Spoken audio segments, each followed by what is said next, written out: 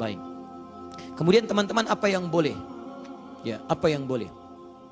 Yang boleh dari gambar dan patung. Ini ulama sepakat. Jadi tidak semuanya haram, ada yang boleh juga. Jangan sampai Anda ambil kesimpulan semua gambar haram, haram semua. Tidak. Rumahnya putih, nggak ada apa-apanya gitu kan. Baik, kalau Anda ingin tempelkan, silakan tempelkan yang mana, yang halal. Gantungkan yang halal, simpan yang halal, yang haram Anda tinggalkan. Tayyib. Apa di antaranya?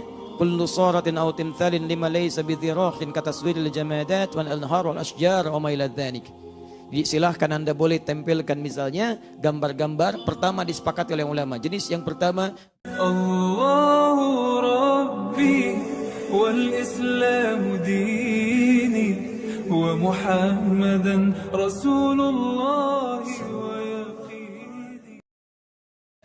diturunkan semuanya, dituliskan dengan tinta emas. Nah, tulisan tinta emas ini ditempelkan di dinding Ka'bah pada saat itu. Untuk mengenalkan, ini loh yang paling bagus syairnya. Sedangkan rahib yang paling hebat, jimat-jimat yang ditempel. Gambar-gambar poster-poster ketuhanannya, yaitu yang patung-patung tadi. Plus patung di dalamnya. Nah, tiba masa Islam dihancurkan patung-patung, syair-syair tadi diganti, tulisannya tetap dengan tinta emas, tapi diganti dengan ayat Al-Quran. Yang sekarang dikenal dengan kain kiswah Ka'bah. Jelas ya?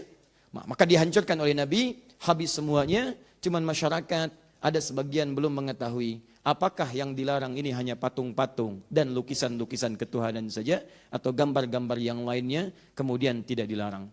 Terjadilah beberapa peristiwa, sebagian masih ada yang melukis, tapi bukan patung-patung. Ada yang lukis hewan, ada yang lukis manusia, ada yang macam-macam. Sampai kemudian di antara sekian lukisan itu ada yang jadi gorden bergambar. Nabi berumah tangga dengan Sayyidah Aisyah. Begitu beliau akan menutup gordennya, tiba-tiba Nabi melihat itu. Maka kemudian Nabi SAW meluruskan keadaan itu. Nabi mengatakan dengan kalimat yang nanti kita akan bacakan hadis-hadisnya. Ya Aisyah, kalau dalam bahasa kita, Allah murka dengan keadaan itu. Saya tidak suka dengan demikian. Kalau dalam bahasa kita. Maka Aisyah seketika menyobek-nyobek itu, tapi menariknya, beliau bukan membuangnya. Beliau jadikan sebagai bantalan. Kain bantalan yang direndahkan dengan itu, bisa ditiduri, bisa diduduki, dan sebagainya. Dan Nabi ternyata tidak melarangnya. Nah, dari situ semua kita akan perhatikan ada kalimat Nabi melaknat orang-orang yang masih senang menggambar dan melukis. Ada kondisi tertentu Nabi membiarkan. Disitulah kemudian menjadi ikhtilaf dari kalangan para ulama. Mana yang boleh, mana yang tidak boleh. Termasuk perkembangan sampai dengan foto kekinian. Apakah itu haram ataukah itu kemudian halal. Itu yang coba kita akan bacakan hadis-hadisnya. Begitu, ceklik. Apa hukumnya tuh? Pengajian haram. Pengajian haram karena ada fotonya misalkan. Apakah seperti itu atau tidak? Baik. Awas karena ini penting, jangan sampai terjadi.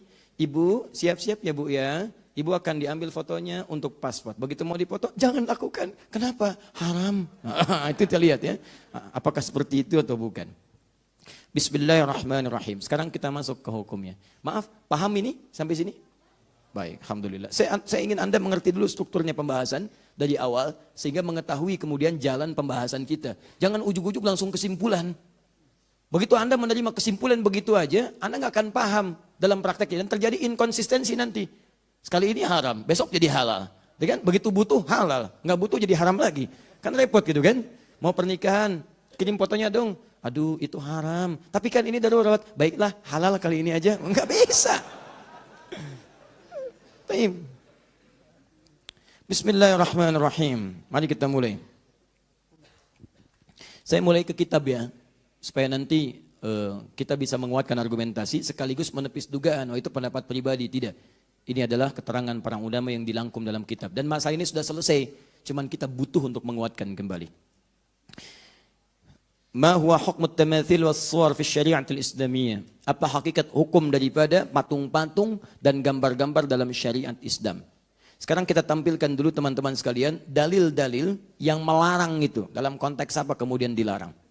Pertama, ada di kalangan para ulama nanti yang berpendapat keharaman mutlak. Saya tuliskan pendapat para ulama, haram mutlak. Ini yang berhati-hati. Haram mutlak. Ini periode dulu ya.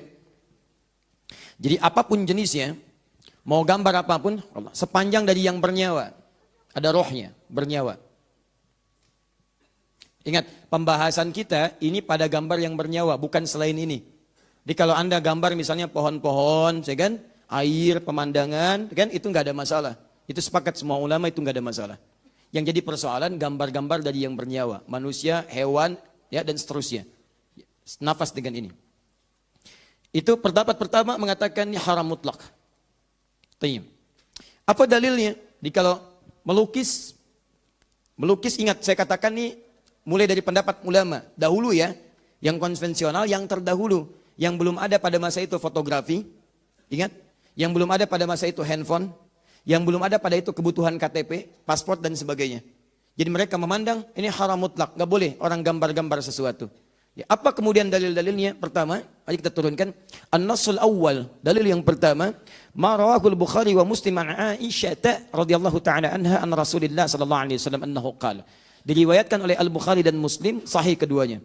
Dari Sayyidah Aisyah, semoga Allah meridai kepada beliau, dari Nabi sallallahu alaihi wasallam bersabda, "Asyaddun nasi 'adzaban yaumal qiyamati alladhina yudahi'una bi khalqillah." Awas, orang-orang yang paling keras siksaannya, asyadd, paling keras siksaannya. Jadi kalau ada orang yang disiksa di neraka misalnya, mohon maaf, wah ini dipukulnya pakai tempat tisu, yang ini lebih keras lagi, pakai batu sekalian. Degik, ya kan? Ada orang yang cuma dicelupkan ke neraka. Cuma itu bukan cuma biasa. Ya. Cuma dengan segala sakit di dalamnya. Quran surah keempat ayat 56. Begitu dicelupkan, hancur semuanya. Celupkan. Ini lebih keras lagi. Tarik sekencang-kencangnya, celupin. Gitu kan. Naikin lagi. Nah itu ya. Paling keras. Siapa dia? Lihat alladzina yudahi'una bi khalqillah. Yaitu orang yang mencoba-coba. Memirip-miripkan penciptaan Allah subhanahu wa ta'ala. Sehingga dengan itu terkesan seakan ingin menyaingi ciptaan Allah. Yudahin, kalimatnya yudahi'u, bukan yushabihu lagi. Jadi bukan tasyabuh lagi, tapi mudahat. Mudahat.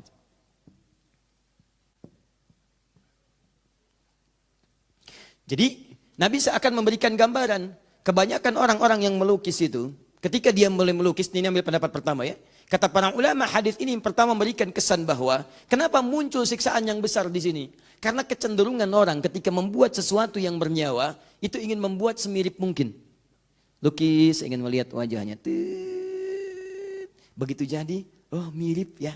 Ada kekaguman di dalamnya. Ini yang paling berbahaya. Ketika muncul kekaguman pada sesuatu yang dibuatkan pada hal yang bernyawa, ini persoalannya bukan sekedar fikih, tapi ada nilai akidah di situ yang terkotori. Akidah mulai bahaya. Seakan-akan ada yang bisa membuat yang mirip seperti ciptaan Allah. Maka nanti kita akan lihat bagaimana hadis selanjutnya pada yang seperti ini. Bikin patung, kan? Ada madam lilin, madam batu, madam macam-macam tuh dibuat. Mirip. Anda sih sebagian orang belum paham, tiba-tiba foto di sampingnya. Foto, ceklik gitu kan? Tapi persoalannya ketika ada kekaguman, kedahsyatan ke situ, bahkan menghadirkan suasana tertentu, auranya seperti mendapati aslinya. Seperti seakan-akan bersamanya. Bahkan kadang-kadang terjadi penipuan luar biasa. Ceklik, sedang berfoto bersama Obama, misalkan, misal, yang lain udah nggak ada. Bisa supaya kita menyebut kalimat yang berbeda. Mirip wajahnya dan dikesankan pada orang lain sedang berada bersamanya. Ya, sudah dosa kuadrat. Dosa kuadrat. Dosa pertama bersama sesuatu yang salah, dosa yang kedua mencoba mengelabui orang lain. Paham ya? Tayyib. Hadirkan sini. Jangan dipotong video saya, awas hati-hati ya. Kita mencari cara yang terbaik. Nah itu orang seperti itu yang berusaha memirip-miripkan dengan ciptaan Allah subhanahu wa ta'ala. Sehingga terkesan ada aura-aura yang berbeda. Ini ilatnya, lihat.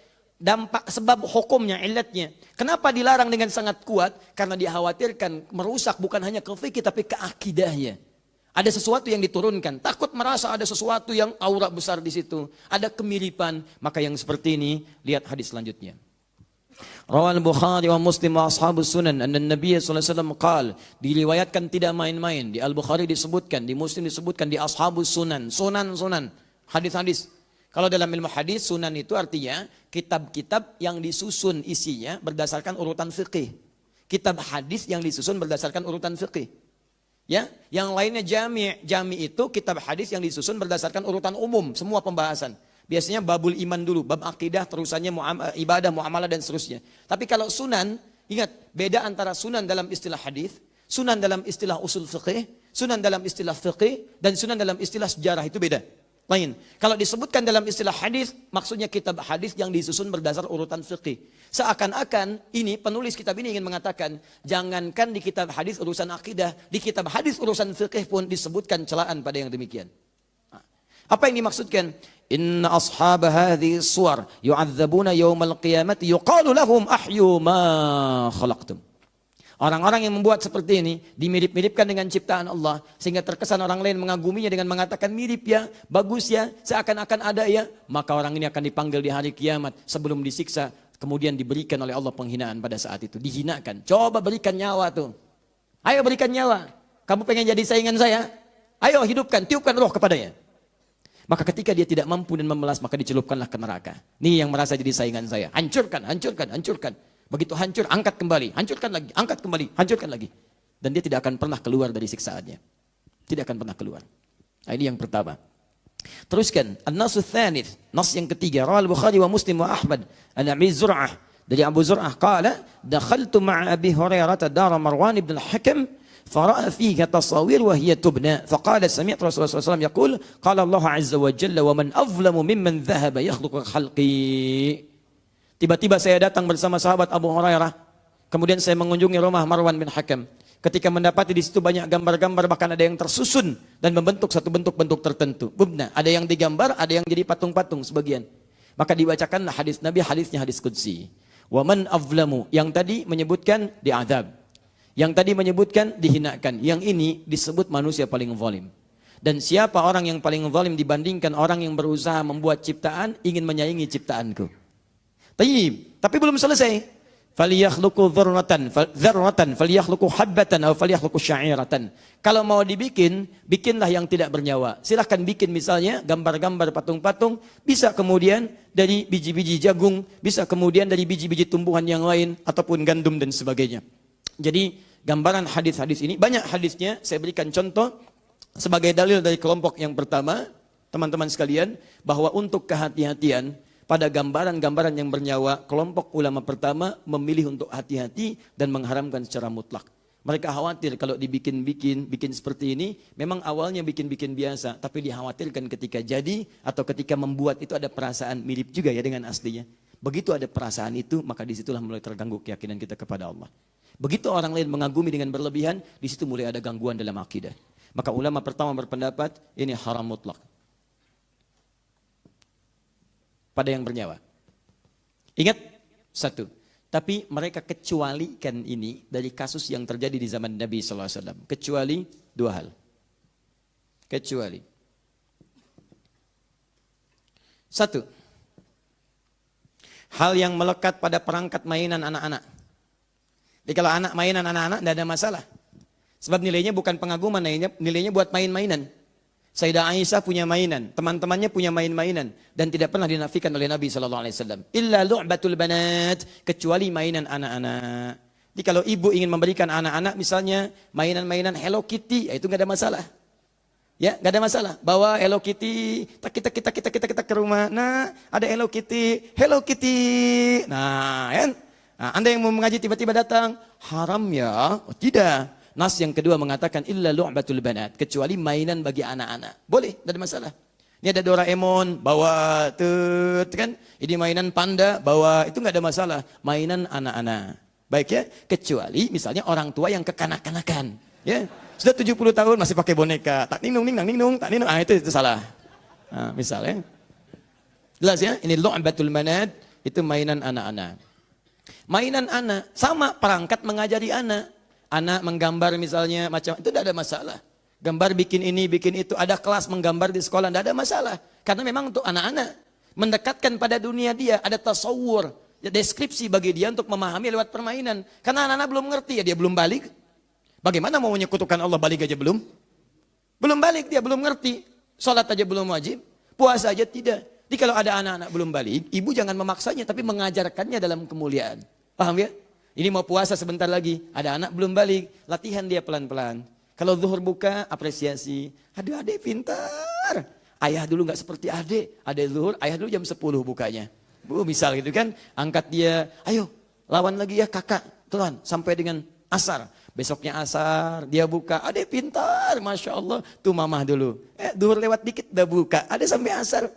Besoknya maghrib jam 6, dia setengah 6 udah minta buka. Setengah 6, nggak apa-apa biar buka. Nggak apa-apa. Apresiasi lagi, dorong lagi. Dek, besok setengah jam lagi ya. Karena dia belum balik.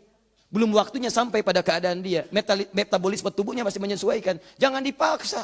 Dek berjuang, dek berjuang. Setengah jam lagi. Ah, Anda orang tua yang keterlaluan. Orang udah lapar didorong-dorong. Ya. Ayo dek, berjuang. Ah, luar biasa. Ini satu ini. Yang kedua, pada gambaran-gambaran yang sifatnya direndahkan. Ya, muhannidah. Direndahkan itu tidak dianggap sebagai sesuatu yang mengagumkan. Di karpet, di bantalan, tempat tiduran, macam-macam, yang diinjak, yang macam-macam, itu nggak ada masalah. Jadi kalau gambar-gambar kemudian, taruhlah kemudian misalnya ada Hello Kitty jadi karpet, ya, ada kucing gambar ini jadi karpet, jadi diinjak-injak dan sebagainya, itu sepakat ulama itu rakman bit-thaub. Rakman bit-thaub itu artinya gambar-gambar yang ditenun pada kain-kain untuk direndahkan, jadi kain lap, kain ini macam-macam, sehingga tidak ada kesan persaingan dengan ciptaan Allah Subhanahu wa taala. Di sini ulama-ulama dulu sepakat dengan keadaan demikian. Ini tidak ada persoalan. Dari sini kemudian berkembanglah, masa berkembang, keadaan mulai berkembang. Teman-teman sekalian, dulu ini cuma mainan. Sekarang ada perangkat-perangkat yang digunakan untuk proses pendidikan. Bisa, mohon maaf, patung hukumnya haram, kecuali boneka barangkali untuk anak-anak kekinian sekarang. Tapi Ustaz, saya kan sedang belajar saya kedokteran, harus belajar tentang rangka, anatomi tubuh dan sebagainya. Kadang-kadang dibuat demikian, apa hukumnya? Pada yang demikian diambil illat maslahatnya, dikembalikan ke sini. Apa fokusnya? Sepanjang yang dimaksudkan bukan bagian dari untuk menyaingi ciptaan Allah, tapi digunakan pada hal-hal esensi yang lain yang sifatnya ada maslahat atau merendahkan sesuatu sehingga berbeda dengan ciptaan Allah, maka ini dibenarkan. Maka yang fakultas kedokteran tidak ada masalah. Yang di biologi gak ada masalah. Ketika ada misalnya rangka-rangka tertentu dan seterusnya dibuat untuk menunjukkan bagian-bagian dalam tubuh ataupun juga penggalian-penggalian pada hewan. Itu tidak ada masalah. Sekalipun sebagian ulama masih agak hati-hati. Kalau bisa bentuknya jangan sesempurna mungkin. Misal bentuk wajah hilangkan sebagiannya, tutup misalnya kan. Baik, sehingga tidak menyerupai betul. Ada sebagian yang masih berhati-hati. Tapi dalam konteks kekinian kan gak bisa. Kita akan pelajari bentuk hidung. Begitu ditunjuk, hidungnya nggak ada. Ini kan repot. Adik-adik, sekarang kita akan mulai ya belajar tentang mengenal hewan-hewan buas. Mari kita lihat, ibu ceritakan singa. Seperti apa gambarnya bu? Haram. Nggak bisa. Karena kita ingin menjelaskan bagaimana kemudian bentuknya. Repot gitu kan kalau nggak ada. Unta. Gimana itu unta bu? Kalau mau tahu ke padang pasir aja ke sana. Oh, bisa. Kasihkan gambarnya nih begini. Itu nggak ada masalah. Guru gambar sketsa gini misalnya kan. Ah inilah singa. Kan? Paham ya? Baik. Yang kedua turunan lagi misalnya. Baik maaf di kepolisian atau di militer dan sebagainya. Dibutuhkan misalnya ahli sketsa untuk memastikan keadaan hukum. Begitu ada terjadi pencurian, dulu belum musim CCTV. Bahkan sekarang masih berkembang keahlian ini. Maka datang, bagaimana saudara menurut Anda? Ciri-cirinya seperti apa? Begitu digambarkan ciri-ciri, dilukiskan begini. Apakah seperti ini? Bukan. Apakah seperti ini? Bukan. Apakah seperti ini? Mirip dikit. Apakah seperti ini? Mirip dikit. Ini mirip sekali. Oh iya, yang seperti itu. Mirip yang dimaksudkan bukan mirip ciptaan Allah. Tapi untuk mirip menemukan pelaku dari unsur kejahatan. Yang ini boleh. Ayo saudara, siap. Saya lukiskan ya. Apakah seperti ini? Tidak. Apakah seperti ini? Tidak. Udah mirip seperti ini? Bukan. Kenapa bukan sama sekali? Haram pak. Wah, Masya Allah. Ini repot yang seperti ini. Jelas ya? Dia nggak ada kepastian hukum. Bagaimana Anda bisa membantu proses kepastian hukum? Polisi kesusahan, sidang nggak terjadi-jadi dan sebagainya. Begitu di persidangan ditampakkan, oh, apakah yang saudara maksud orang ini? Betul pak dia. Seperti gambar ini? Bukan pak. Kenapa menolak? Yang itu haram pak, yang ini yang halal. Ada pencuri yang halal, ada gambar yang haram. Kan? Itu yang repot. Nah, sampai sini dipahami? Baik, jadi bagian pertama, kalau yang dimaksudkan lukisan-lukisan, melukis makhluk bernyawa. Ini kita nggak bicara tentang pemandangan, tentang pohon dan sebagainya. Maka ulama yang pertama, mereka berhati-hati mengatakan ini mutlak haram karena dikhawatirkan ada sesuatu gambaran terjadi dalam jiwa yang bisa merusak akidah. Kecuali dengan 3 turunan tadi. Ada maslahat hukum. Yang kedua, jadi sebagai mainan-mainan yang biasa. Ataupun yang ketiga, sesuatu yang melekat untuk sifat yang hal-hal yang rendah. Serbet misalnya, kemudian juga bantal yang ditiduri, kasur dan sebagainya. Sepanjang itu tidak menghadirkan hal-hal dengan sifat haram turunan. Sifat haram turunan itu misalnya, maaf, gambar-gambar yang tidak elok. Ah, kalau itu halal dong gambar misalnya di bantal, karena tidak dimirip-miripkan. Tapi bantalnya gambar Madonna misalnya, nah itu nggak tepat juga, nggak boleh. Hal-hal yang sifatnya melahirkan turunan hukum baru, itu yang dihilangkan. Saya ingin mimpi bisa main bola seperti Lionel Messi misalnya kan. Bikin bantal Lionel Messi. Seakan-akan tidur bersama Messi. Itu nggak boleh. Haram hukumnya. Saya nggak mau pakai Messi main aja kalah 3-0. Saya Ronaldo aja misalnya kan yang golin saat di puncak. Misal gitu kan. Itu nggak boleh. Karena ada suasana yang hadir kemudian yang tidak dibenarkan. Jelas? Tayyib. Masuk selanjutnya. Kenapa sampai ke Ronaldo? Tayyib. Bismillahirrahmanirrahim. Teruskan ya. Ini kan baru masa konvensional, belum kekinian. Kita belum masuk foto. Judulnya kan foto dan gambar. Kalau gambar sifatnya lukisan, kalau sekarang ke foto. Tayyib. Yang haram sudah, sekarang kita teruskan. Saya bacakan dulu ya. Ini narasi teksnya, tadi sudah saya terangkan dengan jelas ini narasi teksnya. Ma yuhramu minas suwar wat tamathil. Apa-apa yang haram diharamkan dari gambar-gambar dan patung-patung. Kan? Awalan at-tamathilul mujassamah. Patung-patung yang berbentuk. Kan? Idza kanat lidhi rahin min insanin aw hayawanin tuhramu bil ijma'. Jika yang dimaksudkan patung-patung itu adalah patung-patung manusia atau hewan-hewan yang tadi dengan maksud-maksud yang saya sebutkan tadi. Ya, begitu dibikin untuk kekaguman, untuk macam-macam sehingga melahirkan gambaran-gambaran yang merusak akidah. Itu haram hukumnya. Haram hukumnya. Dan itu ijma'. Ijma' ingat, semua ulama sepakat. Ulama sepakat. Nabi menyampaikan, sahabat menerima, tabi'in kemudian mengamalkan, dan ulama semua sepakat. Anda Nabi bukan, Rasul bukan, sahabat bukan, tabi'in juga bukan, ulama juga bukan. Bikin kesepakatan baru. Anda aneh. Anda aneh. Ya? Inna malaikata la tadkhulu baitan fihi kalbun wala suratun wala tamathil wala junubun. Malaikat tidak akan pernah masuk ke dalam satu rumah yang di dalamnya ada sifat-sifat, ada anjing di dalamnya, ada kemudian gambar-gambar, ada patung-patung dan juga tidak juga bagi orang yang dalam keadaan junub dan belum dia bersuci di situ. Maka di sini lihat hukumnya, jika Anda menemukan hal demikian lebih baik kemudian Anda sesuaikan. Ya, jadikan seperti Nabi tadi. Nabi masuk ke ruangan, ada Sayyidah Aisyah, tiba-tiba yang digambar di gorden diturunkan. Jadi keset, jadi bantalan, jadi apa dan sebagainya. Itu lebih selamat dibandingkan Anda pajang dan sebagainya. Menghadirkan satu saat Anda lewat. Ada patung kuda misalnya kan. Begitu lihat, ini kuda kasihan, siang malam begitu aja. Capek kayaknya, berdiri aja begini kan. Itu aja udah candaan yang kemudian melahirkan gambaran. Mirip ya. Ada patung kuda di Bekasi, kudanya warna putih, di Kemang warna hitam. Masya Allah. Di Kemang warna hitam itu katanya kudanya, kuda yang di Bekasi. Terbang ke sana, begitu terbang kena polusi yang di sana hitam. Patung kuda satu hilang di Bekasi. Karena jadi candaan di situ. Ya, kuda terbang padahal kudanya kuda patung, kuda bikinan dan sebagainya. Disitulah kadang ada kesan-kesan tersendiri yang menghadirkan seakan kekaguman yang tidak pada tempatnya. Jadi keliru di situ. Paham ya? Kemudian, thaniyan, as-suratul musawwara bil yad lidhi rahin haramun bil ittifaq. Juga ulama sepakat bahwa gambar-gambar yang memiliki roh yang tadi saya sampaikan tadi, dilukis tapi ya, bukan foto nih, ini masih lukisan. Yang dilukis sengaja. Nah ini ketika melukis itu kan tadi saya sampaikan seakan-akan ada kesan gitu. Ada kesan, kemiripan, macam-macam. Ini yang paling bahaya. Ini semua ulama sepakat itu haram hukumnya. Dengan hadis Nabi SAW, inna ashaba hadhihi suwar yu'adzabuna yaumal qiyamah. Yuqalu lahum ahyu ma khalaqtum. Ya, maka orang-orang seperti ini itu dijamin siksa di neraka dan dikatakan pada mereka, ayo coba berikan nyawa apa yang telah kamu buat itu. Nah kemudian teman-teman sekalian, nah ini as-suratu idza kanat barizatan tush'aru bit-ta'zim. Awas hati-hati. Memang dia ada sifat-sifat misalnya tidak seperti tadi. Enggak ada menghadirkan, mohon maaf ya. Ini kita mulai lompat nih kepada yang kontemporer. Dia bukan dilukis, dia bukan dibuat oleh tangan. Tapi misalnya gambar-gambar utuh seperti foto dan sebagainya. Tapi tush'aru bita'zim itu dimunculkan untuk mengesankan pengagungan sampai ke pengkultusan. Itu pun nggak boleh. Saya memang nggak melukis, ini foto. Fotonya kemudian ditempel. Dari tempelan itu misalnya saya pasang foto misalnya, maaf ya, si fulan, si fulana atau macam-macam atau bahkan misalnya tokoh-tokoh dari nasional, tokoh-tokoh pemain bola, tokoh ini macam-macam saya tempelkan dan di situ ada kesan pengkultusan.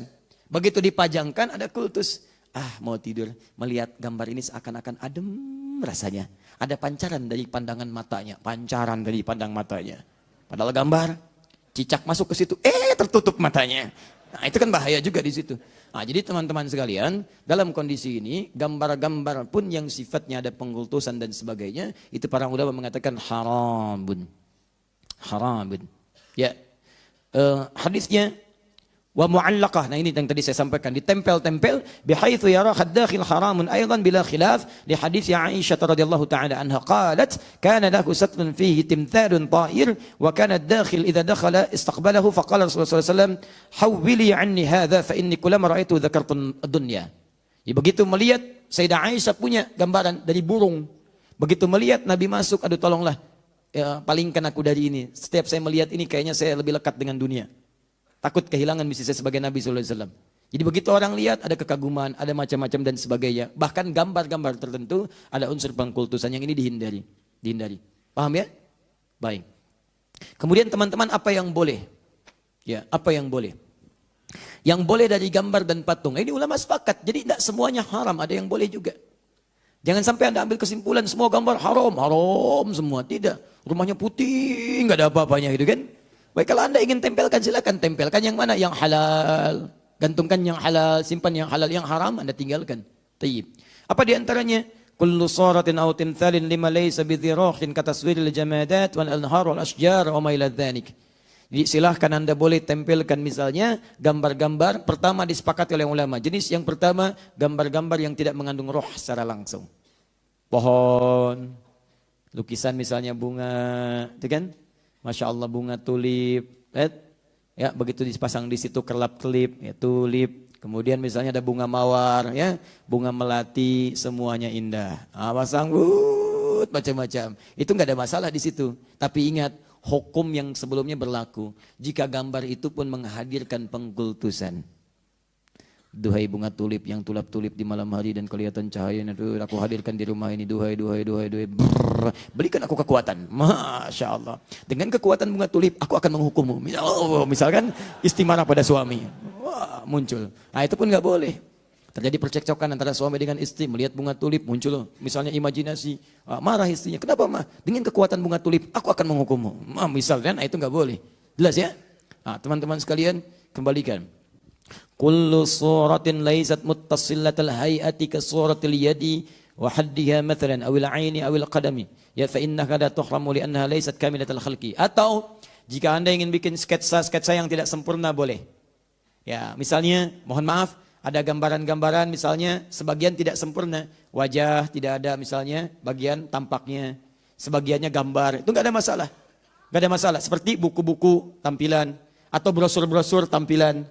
Ya, yang sifatnya gambar bukan foto ya, sifatnya gambar. Nah, itu Anda misalnya hilangkan sebagian, itu sifatnya disepakati tidak ada masalah. Boleh, sah-sah saja. Ibu bahkan misalnya, maaf, kan ada jualan pakaian kan? Jualan pakaian itu kadang dilekatkan ya pada ornamen-ornamen ya supaya ukurannya pas. Nah, contohnya ini nih. Ya, ada misalnya patung-patung, sebagian yang dipakaikan. Itu kalau sebagian tidak lengkap masih boleh. Tangannya hilang misalnya kan? Baik, tinggal badannya saja begini, ya wajahnya sebagian disamarkan, itu boleh. Itu boleh. Baik. Ukurannya pas seperti ini. Oh baik, cocok ya. Coba, cocok nggak Pak? Oh ini aja ukuran Bapak, cocok masa Bapak enggak? Baik, jelas ya? Baik. Pak, kalau Bapak mau pakai yang itu aja tuh. Itu yang lebih cocok tuh, lengannya masih ada, pakaiannya ada, wajahnya ada. Saya nggak mau itu patungnya haram. Baik. Tapi patungnya yang haram, pakaiannya tidak. Jelas ya? Baik. Jangan Anda berikan tulisan, ceklik di foto. Ingat ya, ini barang haram. Masya Allah. Tidak, bukan. Bukan keadaan yang harus diperbaiki di situ. Jelas sampai sini? Baik, teruskan. Nah, kemudian qala al-ulama wa yustathna min at-tahrim la'abul banat lima thabata an Aisyah radhiyallahu ta'ala anha anna Nabiy sallallahu alaihi wasallam tazawwaja wa hiya bintu 7 sinin wa zuffat ilayhi wa hiya bintu 9 wa la'abuha ma'aha wa mata anha wa hiya bintu 18 sana. Teman-teman sekalian, maaf. Dan yang ketiga disepakati yang tadi saya sampaikan, mainan-mainan bagi anak-anak itu tidak ada masalah. Jadi kalau Anda ingin sekolahkan anak atau anak di pelajaran sekolahnya ada kelas menggambar, kelas melukis tuh anak-anak itu tidak ada masalah. Karena anak-anak itu sifatnya dia belum dihukumi dengan sifat-sifat hukum. Dia belum ada sifat balighnya. Itu hanya penjabaran untuk melatih bagian-bagian dalam tubuhnya. Sehingga responnya cepat, stimulus otaknya, macam-macamnya, ya dan seterusnya. Sehingga dengan itu diharapkan perkembangannya menjadi lebih cepat, motoriknya dan seterusnya. Ada juga turunan dari ini. Semacam Anda misalnya mengambil jurusan-jurusan yang spesifik menghadirkan maslahat.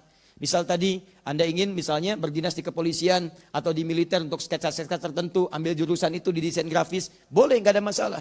Untuk hal yang sifatnya maslahat. Kecuali kalau tujuan Anda masuk di kampus itu untuk menggambar hal-hal yang tadi tidak dibenarkan, itu yang haram hukumnya.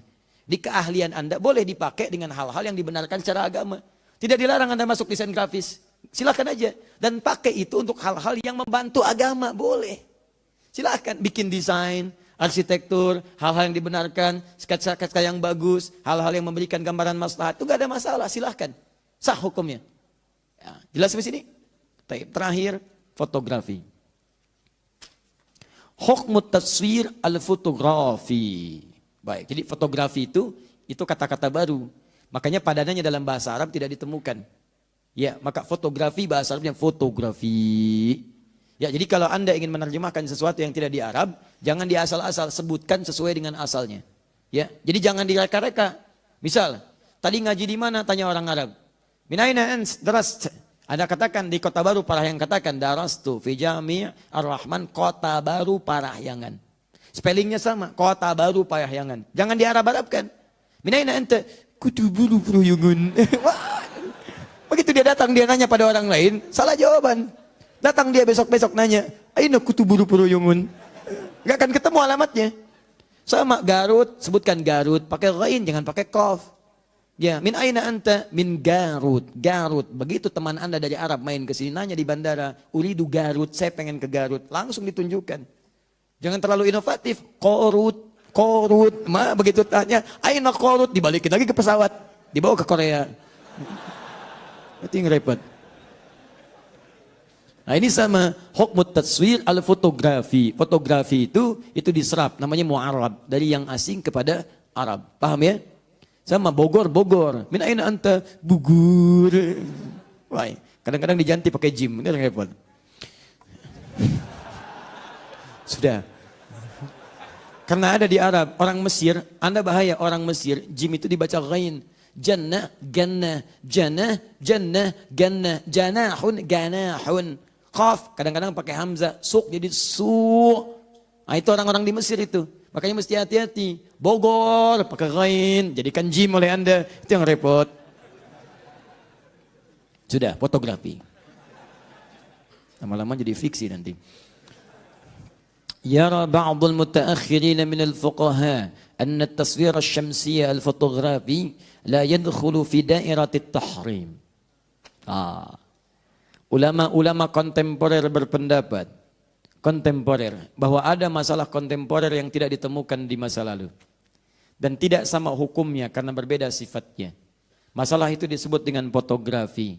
Beda kalau yang lain tadi surah, taswir, sifatnya digambar, gambar-gambar. Dari prosesnya udah beda prosesnya. Sebab begini, ketika Anda melukis, kan ada proses diri Anda yang menggambar di situ. Kayaknya nggak mirip nih, kayaknya nggak mirip. Tuh dari perkataan aja sudah muncul kalimat di situ. Ganti lagi jadi lebih mirip, ganti lagi jadi lebih sesuai. Seperti ini ya, bagus sekali ya. Seperti aslinya. Itu yang bahaya. Tapi kalau fotografi emang sudah asli. Saya ngambil foto Anda, nggak mungkin muncul kambing. Pasti Anda di situ. Pasti Anda. Silakan cek. Atau begitu dipoto, seklik, yang muncul si Amang misalnya, nggak mungkin, mustahil. Saya foto Anda, yang muncul Anda. Saya foto singa, yang muncul singa. Itu yang disebut dengan fotografi. Paham ya? Optiknya jalan di situ. Blok, seketika muncul. Seperti Anda melihat cermin seperti ini, gambarannya ada. Cuman bedanya fotografi tidak bergerak-gerak, Anda di cermin bergerak-gerak. Maka dari sini ulama mutaakhir dan kontemporer mengatakan beda cara, beda hukum. Beda proses, lain hukum. Karena itu dari segi proses, kata ulama mutaakhirin, laisa min dairatit tahrim. Foto-foto kontemporer dari fotografi yang jadi sesuai aslinya, mirip seketika, tidak ada proses yang sama seperti sebelumnya, itu tidak masuk dalam lingkaran yang haram. Artinya boleh. Satu ya. Pendapat yang di sini umumnya para ulama berpendapat demikian. Jadi jenis pertama, ini saya belum mulai turunan nih, saya baru mulai hukum asal, belum ada hukum turunan. Ingat, setiap yang halal itu bisa jadi haram dalam kondisi tertentu. Seperti yang haram bisa jadi halal dalam kondisi tertentu. Misal, uang itu halal sifatnya kita gunakan. Jangan jauh-jauh. Ini air halal sifatnya. Saya beri uang halal, punya uang halal, beli air sifatnya halal. Saya simpan di sini. Ini halal. Tapi halalnya kan punya saya, yang halal punya saya, yang minum Anda tanpa izin. Maka ini jadi haram bagi Anda. Halal bisa berubah jadi haram dengan kondisi tertentu. Haram bisa berubah jadi halal. Babi hukumnya haram. Sepakat ulama. Dan gak ada celah di situ untuk kehalalannya. Haram semua dengan segala turunannya. Tapi kondisi menjadikan Anda datang ke satu tempat, datang ke Cina, kebagiannya, Xinjiang datang ke jauh sampai ke daerah-daerah hutan. Gak ada makanan, gak ada macam-macam yang ditemukan. Anda perlu bertahan untuk hidup. Yang ada cuman babi, akok, sekitaran Anda misalnya. Masya Allah. Awas jangan diutak-atik kata-kata saya, jangan diutak-atik, awas. Awas, jangan diutak-atik kata-kata saya. Begitu muncul yang ada cuman babi. Kalau Anda nggak makan, Anda meninggal. Itu poinnya, sedangkan sifatnya haram. Seketika itu jatuh hukumnya berubah jadi halal. Baik, jadi dalam kondisi demikian, Anda bolehkah makan babi? Tidak. Babi besar begitu, bagaimana dimakan? Ya, Anda potong dulu, setelah Anda potong masak dulu. Dan jangan dimakan keseluruhannya. Makan untuk mencukupkan, menghilangkan lapar Anda. Makan, hilang lapar. Enak juga nih. Bukan. Tapi kan, habis, selesai. Nah, sambil makan, sambil mencari yang halal. Begitu kemudian menemukan ayam, maka babi tidak berlaku kehalalannya bagi Anda. Selesai semua. Tuk, simpan itu selesai, kemudian kembali kepada yang halal. Jelas ya? Nah, kecuali nanti nas yang lain, segala hewan yang ada di laut. Ya, at-tahuru ma'uhu wal hillu maitatuhu. Kalau yang di laut itu, Masya Allah, itu airnya itu sah digunakan bersuci dan halal semua bangkai yang ada di dalamnya. Maksudnya hewan-hewannya halal di situ. Ya, di kalau nyari babi laut tuh kalau ada kan. Makanya babi nggak ada di laut. Oh, ceburin, bawa babi dari darat, ceburin ke laut. Halal ini. Tidak. Jangan terlalu kreatif di situ, tetap haram kalau yang seperti itu. Paham ya? Baik. Jadi semua yang ada di laut itu halal hukumnya kecuali putri duyung. Taib. Jelas ya? Sekarang kita ambil hukum dasar dulu. Hukum dasarnya untuk foto itu boleh. Itu boleh hukumnya. Jadi silakan kalau misalnya Anda ngambil foto, misalkan dalam kajian, ingin dilihat, ingin macam-macam. Atau misalnya Anda ingin mengenalkan sebagai pendidikan, foto presiden misalnya kan ditempel, dipajang untuk diketahui macam-macam. Di Madinah ada foto raja-raja dipajang. Raja Fulan sampai Raja Salman. Sampai sekarang kemudian pangerannya juga dan seterusnya. Ada, itu tidak ada masalah. Status ya kan dengan foto-foto dipajang atau misalnya gambaran-gambaran tertentu ada kejadian digambarkan itu tidak ada masalah. Sepanjang foto-foto yang dimaksudkan bukan sifat yang pertama. Ya, walaupun nanti ada sebagian ulama-ulama yang tetap ketat di sini. Kata para ulama, hukum fotografi itu kami mengambil kehati-hatian sama dengan yang lainnya. Kecuali dalam kondisi-kondisi tertentu. Misal, seperti untuk KTP, seperti untuk paspor, seperti untuk macam-macam. Cuman ulama mutaakhirin kemudian menjawab, bagus kehati-hatian itu kami hargai. Cuman kan faktor itu pengecualian sifatnya darurat. Sedangkan KTP bukan hal yang darurat. KTP dibawa kemana-mana. Ya, maaf Pak, bisa lihat identitasnya. Tapi ini darurat ya Pak ya. Darurat ya Pak. Baik, paspor kan dibawa ketika Anda keluar. Dan darurat itu sifatnya ketika tidak ada, maka hukumnya pun hilang. Sama dengan tadi, babi misalnya darurat itu, begitu menemukan ayam, itu tidak. Tapi kan itu melekat pada Anda dalam kehidupan. Tapi tetap Anda tidak bisa menyalahkan prinsip karena ini bagian dari pendapat yang diambil dengan pertimbangan-pertimbangan tertentu. Jadi kalau Anda menghindari foto, misalnya teman Anda, nah itu nggak apa-apa kita hargai, nggak ada masalah. Tolong jangan foto saya ya, kenapa? Saya lebih ingin berhati-hati, takut saya masuk dalam yang diharamkan. Itu nggak apa-apa, kita hargai dia. Ya, tapi kalau Anda ingin mengambil yang lain itu pun nggak ada masalah. Jadi kalau ada ustadz yang nggak mau difoto, nah berarti ustadz ini mengambil pendapat yang ini. Berarti ustadz sedang berhati-hati di situ. Baik ya, Ustaz, foto dulu Ustaz. Oh maaf, saya belum bisa difoto. Oh baik, Ustaz haram ya. Kalimatnya yang enak. Ustaz sedang mengambil pendapat yang pertama. Baik, Ustaz maaf, boleh lihat identitasnya? Baik, tapi kan Ustaz di sini ada foto. Itu kecuali. Nah, itu berarti ini gelombang dari sebagian pendapat. Yang lainnya, saat boleh foto, boleh silakan. Ini berarti dia mengambil pendapat yang mutaakhirin yang melihat perbedaan dari sifat-sifat keharaman beda dengan yang lainnya. Paham? Baik. Terakhir, di bagian penutupnya, hukum foto ini pun ada turunan. Saya bacakan dulu pendapat Syekh Saiz. Yaqulu fadilatul Syekh Saiz ma nassahu wa la'allaka turidu an ta'rifa hukma ma yusamma bitaswiri syamsi.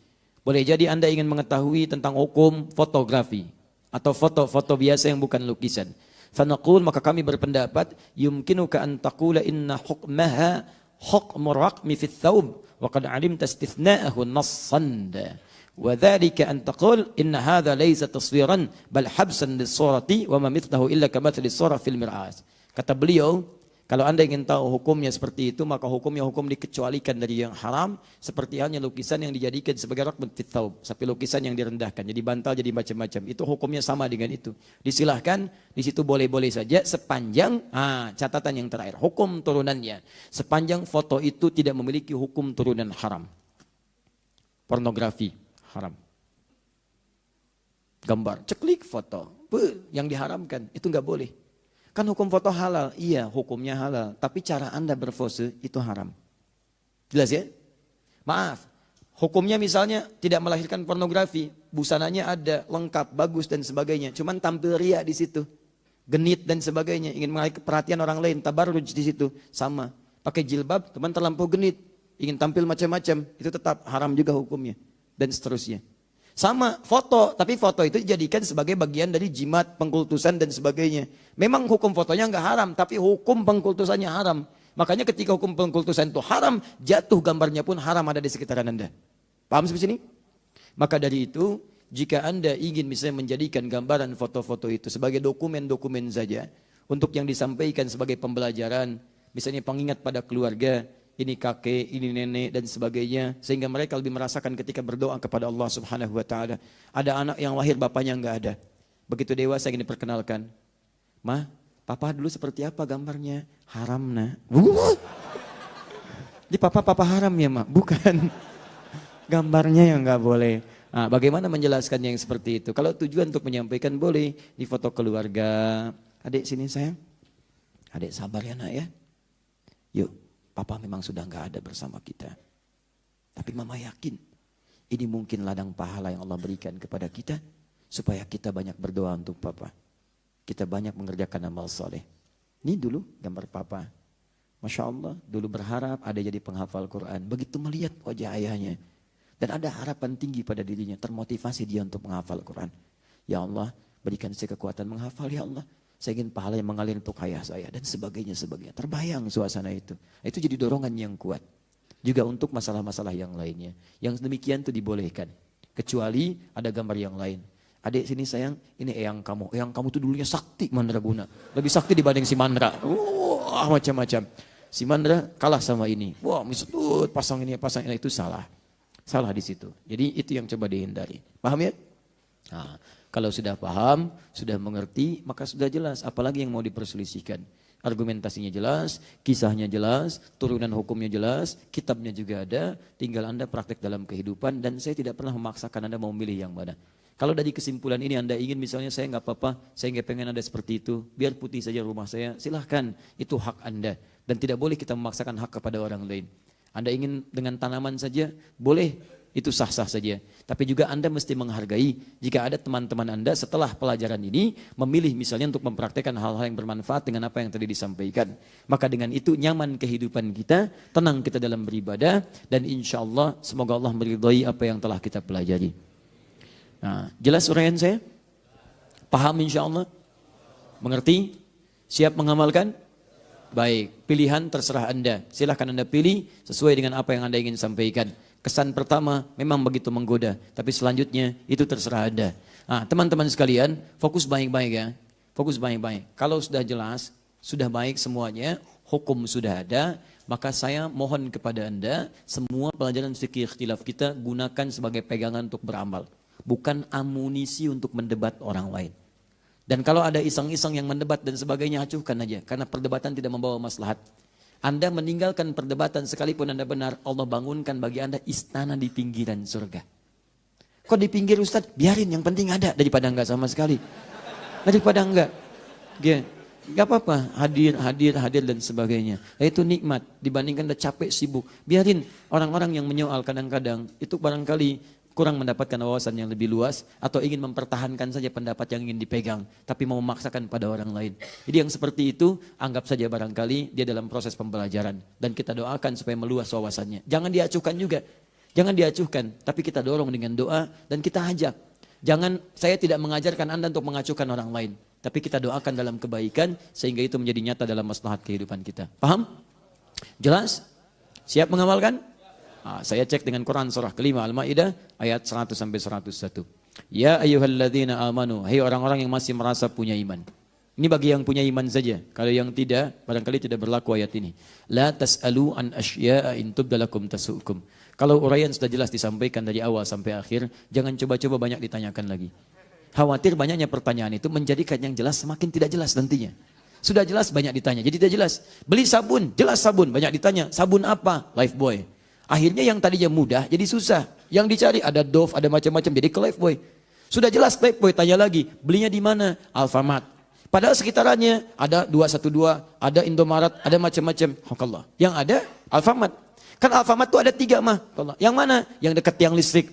Masya Allah. Tunjukkan di situ. Masya Allah. Begitu dia berangkat ke situ balik lagi. Sabun gak dibeli. Kok gak beli sabun? Tutup mah. Yang buka yang dekat pohon. Nah itu yang merepotkan Anda semua. Jadi kalau sudah jelas, jangan banyak ditanyakan sehingga membuat yang jelas semakin tidak jelas. Jelas uraian saya? Paham? Ada pertanyaan? Masya Allah. Alhamdulillah.